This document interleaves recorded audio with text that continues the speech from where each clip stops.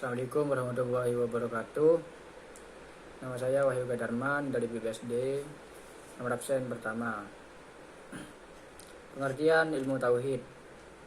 Dari segi ilmu bahasa atau etimologi, kata tauhid berasal dari bahasa Arab yaitu aqodah, dengan arti meyakinkan bahwa Allah Subhanahu wa taala adalah esa atau tiada sekutu baginya. Ilmu tauhid merupakan suatu ilmu yang mempelajari tentang ketuhanan, yang lebih ditekankan kepada pengesaan Tuhan. Dalam istilah ilmu tauhid asing, sering juga disebut deologi, yang berasal dari kata Yunani, yaitu deos artinya Tuhan dan logos berarti ilmu. Sehingga deologi dapat diartikan suatu ilmu tentang ketuhanan. Dapat disimpulkan bahwa pengertian ilmu tauhid ialah mengetahui serta meyakinkan bahwa Allah Subhanahu wa taala adalah satu atau esa. Tidak ada sekutu baginya, baik sifat, zat maupun perbuatan-perbuatannya. Dia yang mengutus para rasul untuk memberi petunjuk manusia, serta dia pula penguasa tunggal di akhirat dan meminta pertanggungjawaban manusia semasa di dunia. Pengertian ilmu kalam. Ilmu kalam dalam bahasa Arab, kalam diartikan dengan kata yakni sabda Tuhan atau kata-kata manusia. Ilmu kalam dimaknai dengan ilmu pembicaraan, karena dengan pembicaraan pengetahuan ini dapat dijelaskan. Dan dengan pembicaraan yang tepat, kepercayaan yang benar dapat ditanamkan disebut ilmu kalam, karena yang dibahas kalam Tuhan dan kalam manusia. Aliran ilmu kalam. Yang pertama, aliran Jabariyah. Nama Jabariyah berasal dari kata Jabaroh yang artinya memaksa.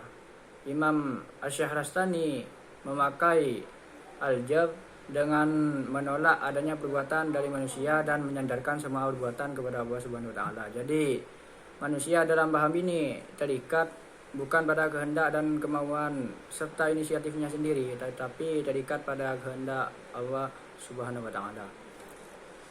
Yang kedua, aliran Qadariyah. Qadariyah berasal dari kata qadara yang mempunyai beberapa arti, yaitu kuasa atau mampu memuliakan, ketentuan atau ukuran, dan menyempitkan. Menurut istilah Qadariyah ini adalah kelompok yang menolak qadar atau ketetapan Allah, yakni kelompok yang tidak percaya adanya ketetapan Allah terhadap segala urusan. Mereka menolak kepercayaan bahwa Allah Subhanahu wa taala telah menetapkan segala urusan sebelum diciptakan. Menurut aliran ini, tiap hamba Allah adalah pencipta bagi segala perbuatannya dan dapat berbuat segala sesuatu atau meninggalkan atas kehendaknya sendiri.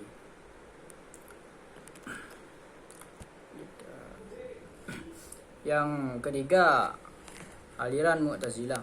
Kata Mu'tazilah berasal dari kata i'tazalah yang bermakna memisahkan diri. Kata ini berasal dari ucapan Hasan al-Basri yang dialamatkan kepada Wasil bin Atta. Dari ucapan itu bermulalah nama Mu'tazilah bagi suatu aliran dalam pemikiran Islam. Nah, aliran Mu'tazilah ini mempunyai 5 pokok ajaran yang disebut dengan usulul khamsah. Yang pertama at-tauhid, yang kedua ad-ad, yang ketiga al-wad wa al-wa'id, yang keempat al-manzilah bain al-manzilatain atau posisi di antara dua posisi, yang kelima amar ma'ruf nahi munkar atau mengerjakan kebajikan dan melarang kemungkaran. Setelah aliran Mu'tazilah, aliran Syiah. Istilah Syiah ini berawal dari kata Syiah Ali atau pengikut Ali. Ali yang dimaksud adalah Ali bin Abi Thalib, keponakan sekaligus menantu Nabi Muhammad SAW.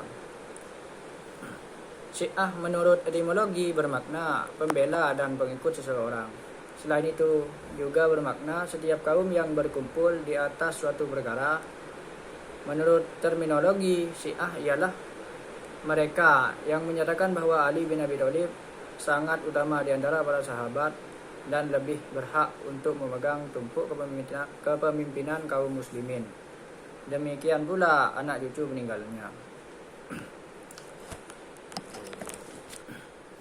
Nah, yang terakhir aliran Ahlus Sunnah wal Jamaah.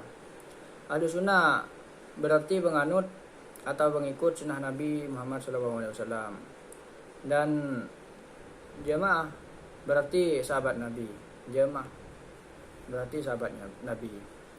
Jadi Ahlus Sunnah wal Jamaah mengandung arti penganut sunnah atau iktikad Nabi dan para sahabat beliau. Ahlus Sunnah sering juga disebut dengan Sunni, dapat dibedakan menjadi dua pengertian, yaitu khusus dan umum. Sunni dalam pengertian umum adalah lawan kelompok Syiah. Dalam pengertian umum ini, Mu'tazilah sebagaimana juga Asy'ariyah masuk dalam barisan Sunni. Sunni dalam pengertian khusus adalah mazhab yang berbeda dalam barisan Asy'ariyah dan merupakan lawan Mu'tazilah. Persamaan dan perbedaan antara ilmu tauhid dan ilmu kalam. Dalam kenyataan yang ada di antara para ahli tidak membedakan antara ilmu tauhid dan ilmu kalam, karena kedua ilmu ini dalam pembahasannya sama-sama berorientasi kepada akidah sebagai dasar dari ajaran suatu agama. Akan tetapi sebenarnya kedua ilmu ini berbeda penekanannya. Kalau ilmu tauhid ini lebih menitik beratkan kurasakan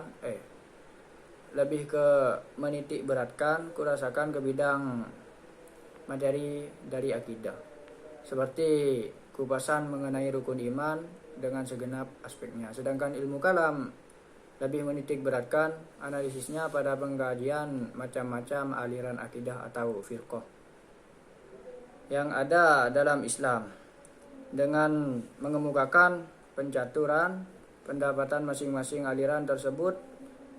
Memang diakui bahwa antar tauhid dan ilmu kalam sulit untuk diberikan perbatasan. Baik, itu pemaparan dari kami. Kurang dan lebihnya mohon maaf. Dari saya, kurang dan lebihnya mohon maaf. Assalamualaikum warahmatullahi wabarakatuh.